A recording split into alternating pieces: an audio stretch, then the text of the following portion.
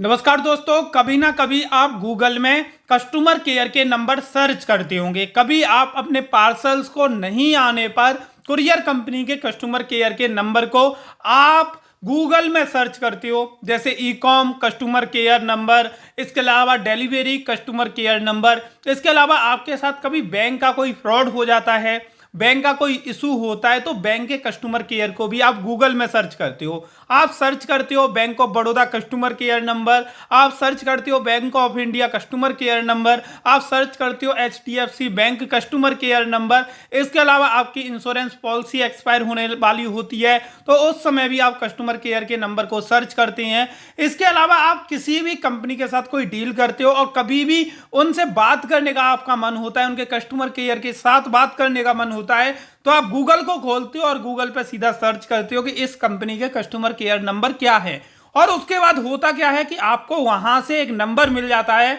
उस नंबर पे आप कॉल करते हैं तो आपके साथ धोखाधड़ी होना शुरू हो जाती है। बहुत सारे लोगों के साथ लाखों रुपए की धोखाधड़ी कस्टमर केयर के नंबर के नाम पर ही हो चुकी है और आप लोगों के साथ भी ये धोखाधड़ी हो सकती है। लेकिन अगर आप लोग आज की इस वीडियो को देखेंगे तो आप समझ पाएंगे कि आप गूगल में जब सर्च करते हैं वहां से आपको नंबर मिलता है, उसके बाद आपके बैंक अकाउंट से पैसे कैसे खाली कर लिए जाते हैं और ये लोग कैसे काम करते हैं और कैसे आपको बेवकूफ बनाती हैं और इन पर कोई भी एक्शन क्यों नहीं ले रहा, क्योंकि लाखों लोग ऐसे फ्रॉड लोगों के चक्कर में फंस चुके हैं और करोड़ों रुपए अपने इनको दे चुके हैं, अपने पैसे डुबा चुके हैं। सबसे पहले बात करते हैं कि देखो, कस्टमर केयर हर कंपनी के होते हैं, चाहे वो बैंक हो, फाइनेंशियल इंस्टीट्यूट हो, पोस्ट ऑफिस हो, डिलीवरी कंपनी हो, कुरियर कंपनी हो, कोई भी हो, ई कॉमर्स कंपनी हो, हर किसी के कस्टमर केयर नंबर होते हैं। और कभी ना कभी हमें कस्टमर केयर नंबर की जरूरत होती है तो हम गूगल में जाके उनके नंबर को सर्च करते हैं।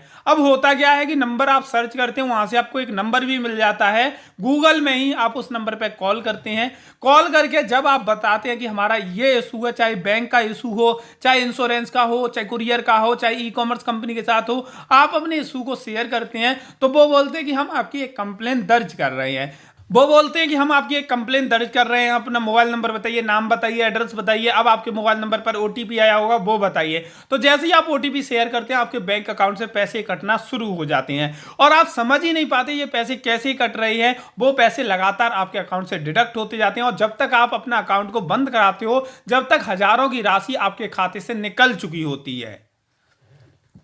और इसके बाद आप खूब सारी भागदौड़ कर लेते हो, चाहे साइबर क्राइम में करो, चाहे पुलिस स्टेशन में करो, लेकिन आपके पैसे आने के चांस बहुत कम होती है। लेकिन आज की इस वीडियो में हम ये समझते हैं कि ये फ्रॉड किस तरीके से किया जाता है, लोग कैसे ये फ्रॉड करते हैं और कैसे आप इस तरह के फ्रॉडों से बच सकते हैं। दोस्तों, होता क्या है, बहुत सारे लोग जो हैकर हैं, जो फ्रॉड लोग हैं, वो क्या करते हैं, वो फेक वेबसाइट बनाती है और उसमें क्या करते हैं कि वो गूगल में कस्टमर केयर के नंबर से एक आर्टिकल वहां पे लिखते हैं। अब मान के चलो उन्होंने bank of Baroda customer care का एक आर्टिकल लिखा, उसमें कस्टमर केयर नंबर दे दिया, उन्होंने बैंक ऑफ इंडिया का लिखा, HDFC का लिखा, ICICI का लिखा, अलग अलग बैंकों के उन्होंने आर्टिकल लिख के कस्टमर केयर के हेडलाइन बनाकर कि bank of Baroda customer care number, bank of India customer care number. इसी तरह से ई कॉमर्स कंपनियों के कस्टमर केयर के आर्टिकल उन्होंने लिख लिए, अलग अलग कंपनियों के अलग अलग ब्रांच के सभी के कस्टमर केयर नंबर वो लिख के अपनी आर्टिकल रेडी कर देते हैं। अब वो क्या करते हैं, जैसा कि आपको पता होगा कि गूगल में एक सर्विस होती है गूगल एड की,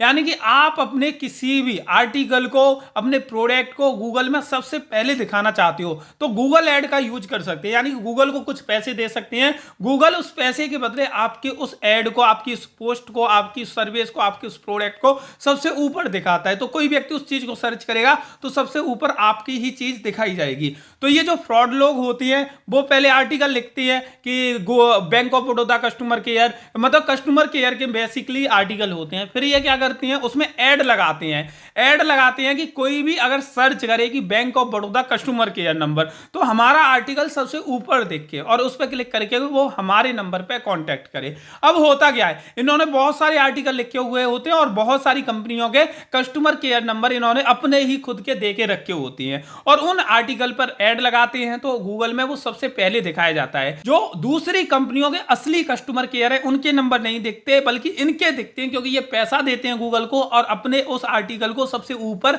दिखाने के लिए पैसा देते हैं। अब यहां से फ्रॉड कैसे होता है वो अब मैं आपको समझाता हूं। तो होता क्या है कि ये कस्टमर केयर वाले असली नंबर नहीं होते, ये अपने ही नंबर दे देते हैं। अब आप जैसे लोग क्या करते हैं कि इनकी वेबसाइट सबसे ऊपर दिखती है, रैंक में दिखती है, तो इनकी वेबसाइट पे जाते हैं, इनकी वेबसाइट पे आपको कस्टमर केयर नंबर दिख जाता है, तो उस कस्टमर केयर नंबर पे आप कॉल करते हो तो आप अपनी सारी जानकारी इनके साथ शेयर कर देते हो और उस जानकारी के आधार पर ये आपके अकाउंट को हैक कर लेते हैं और जैसे ही आपके अकाउंट पे ओटीपी भेजते हैं, ओटीपी आप इनके साथ शेयर करते हो और उसके बाद आपके साथ धोखाधड़ी हो जाती है। और जैसा कि आपको पता होगा, ओटीपी शेयर करते ही आपके अकाउंट से पैसे कटना शुरू हो जाते हैं और आपको समझ में भी नहीं आता कि पैसे किस वजह से कट रहे हैं, क्यों कट रहे हैं, तो इसलिए आपके अकाउंट से लगातार पैसे कटते भी रहती है। तो ये तो रहा फ्रॉड का तरीका, लेकिन यहां पे एक बात आती है कि ये जो फ्रॉड लोग करते हैं ये कभी पकड़े क्यों नहीं जाते, तो उसका जवाब अगर मैं दूं तो आप अच्छे से समझना ये पकड़े क्यों नहीं जाते। दोस्तों, ये लोग क्या करते हैं, जो ये फ्रॉड लोग होते हैं, पहले फेक आधार कार्ड, फेक पैन कार्ड और फेक फोटो लोगों के ले लेते हैं। जैसे बहुत सारे लोग हर जगह अपनी आईडी कार्ड दे देते हैं, अपना आधार कार्ड दे देते हैं, पैन कार्ड दे देते हैं और ये लोग उनसे जैसे सिम वाले होते हैं, सिम वालों से 100 रुपए देके उन डॉक्यूमेंट को कलेक्ट कर लेते हैं, खरीद लेते हैं। अब उन डॉक्यूमेंट के आधार पर ये लोग क्या करते हैं, डिजिटल अकाउंट खोलती हैं, जो कि ऑनलाइन ही खोले जाते हैं। जैसे बहुत सारी कंपनियां डिजिटल अकाउंट खोलने की सर्विस देते हैं, यानी कि ऑफलाइन में अकाउंट नहीं होते, ऑनलाइन में ही होते हैं। तो ये फेक डॉक्यूमेंट से, फेक तो नहीं बोल सकते, किसी और के डॉक्यूमेंट से अकाउंट बना लेते हैं, बैंक अकाउंट क्रिएट कर लेते हैं और आप जैसे लोगों के साथ कस्टमर केयर के नाम पर धोखाधड़ी करते हैं और उन अकाउंट में पैसा लेते हैं जो इन्होंने दूसरे के डॉक्यूमेंट लगा के डिजिटल अकाउंट बनाए थे। अब उन अकाउंट में ये पैसा लेते हैं तो इनका तो कुछ नहीं लगा, क्योंकि पैसा आपने दिया और वो अकाउंट भी किसी और के डॉक्यूमेंट से खुला हुआ है, तो उस अकाउंट में पैसा जा रहा है, यानी कि दूसरे के डॉक्यूमेंट से खुले हुए अकाउंट में वो पैसे जाते हैं। अब ये लोग उस पैसे को यूज कैसे करते हैं, क्योंकि वो तो किसी और के डॉक्यूमेंट लगा के अकाउंट खोला गया है, लेकिन खोला इनके द्वारा जाता है। अब ये उस पैसे को यूज करते हैं ई कॉमर्स कंपनियों से शॉपिंग करने में। ये लोग क्या करते हैं, ई कॉमर्स वेबसाइट पे जाते हैं जैसे अमेजॉन, फ्लिपकार्ट, और वहां से महंगी महंगी चीजें ऑर्डर करते हैं। अब जैसे इन्होंने लैपटॉप ऑर्डर किया 90,000 का, 80,000 का,